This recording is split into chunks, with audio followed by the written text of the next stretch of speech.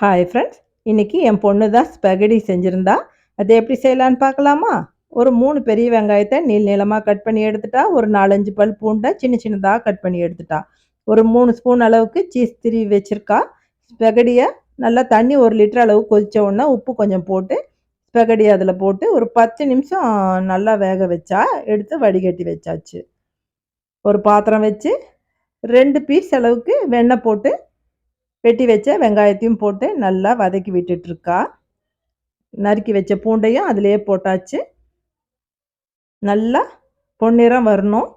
கொஞ்சம் chilli oil ஒரு கொஞ்சம் ஊற்றினா, அப்புறம் சில்லி ஃப்ளெக்ஸ் அரை அரை ஸ்பூனு, ஆரிகானோ பவுட்ரு ஒரு அரை ஸ்பூன் போட்டால் அந்த ஸ்பெகடி வடிகட்டின தண்ணியை ஒரு 3/4 கிளாஸ் அளவுக்கு ஊற்றிட்டு ஃப்ரெஷ் க்ரீம் ஒரு அரை கப் அளவுக்கு ஊற்றினா, வடிகட்டி வச்ச அந்த ஸ்பெகடியும் போட்டு திருவி வச்ச சீஸையும் போட்டு நல்லா கலந்து எடுத்து வச்சாச்சு. அவ்வளோதான், ஸ்பெகடி ரெடி ஆகிடுச்சு.